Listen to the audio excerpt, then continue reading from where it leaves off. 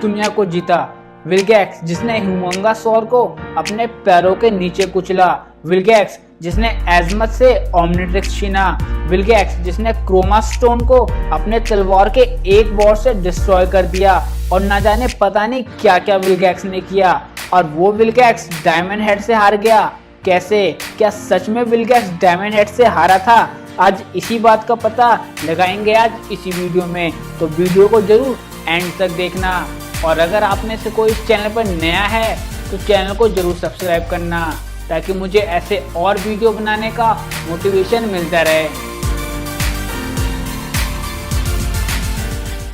तो भाई आखिरकार उस दिन हुआ क्या था, पहले ये जानते हैं। विल्गैक्स अर्थ पर आता है और अब विल्गैक्स पहले से 10 गुना ज़्यादा पावरफुल होता है, क्योंकि विल्गैक्स इससे पहले 10 दुनिया के 10 सबसे बड़े सुपर हीरो को हराकर उनकी पावर अब्सॉर्ब कर चुका था अपने मशीन की मदद से। और इस पूरे काम में विल्गैक्स का सबसे भरोसेमंद चेला साइफन हर बार विल्गैक्स के साथ होता है। और पृथ्वी पर आते ही विल्गैक्स सबसे पहले ग्रैंपा मैक्स और उनकी पूरी प्लम्बर टीम को बुरी तरह से हराता है। और ये देखकर ग्रैंपा मैक्स समझ जाते हैं कि विल्गैक्स पहले से कई गुना ज्यादा ताकतवर है। और वो ये बात बैन को भी बताते हैं, पर बैन इस बात को सीरियसली बिल्कुल नहीं लेता और विल्गैक्स से डायरेक्ट लड़ने चला जाता है। जिसके बाद विल्गैक्स बैन के एक के बाद एक पावरफुल एलियन को हराता है। और इसके बाद हद तब हो जाती है जब विल्गैक्स क्रोमा स्टोन को अपने तलवार के एक वॉर से डिस्ट्रॉय कर देता है। और साइफन यहाँ डिस्ट्रॉय हो चुके क्रोमा स्टोन के पास से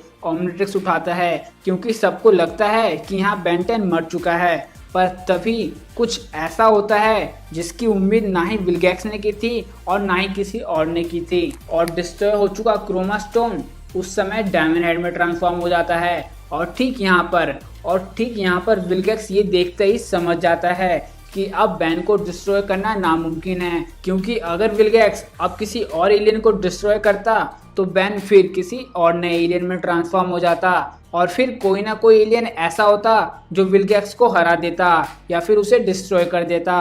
और ये बात विल्गैक्स समझ चुका था और इसीलिए विल्गैक्स जानबूझकर डायमंड हेड से हार जाता है, क्योंकि अगर विल्गैक्स चाहे तो वो डायमंड हेड के बड़े से बड़े क्रिस्टल को अपने एक मुक्के से चकनाचूर कर दे। और विल्गैक्स ने पहले भी डायमंड हेड को हराया था और ये बात तब की थी जब विल्गैक्स पहले इतना 10 गुना पावरफुल भी नहीं था, और तब भी विल्गैक्स ने बुरी तरह से डायमंड हेड को हराया था। साथ ही विल्गैक्स तो टेट्रेक्स को भी बुरी तरह से हरा चुका है, जो एक खतरनाक योद्धा भी है। और इन सब के बावजूद अगर विल्गैक्स डायमंड हेड से लड़ता तो वो डायमंड हेड को बाएं हाथ से हरा सकता था, पर क्योंकि ओमनिट्रिक्स का पावर बैन के पास था जो उसे मरने नहीं देता, इसलिए विल्गैक्स उस समय जानबूझकर डायमंड हेड से हारता है। और ये बात खुद साइफन भी कहता है। But know this, I am closer than ever to controlling the Omnitrix's power.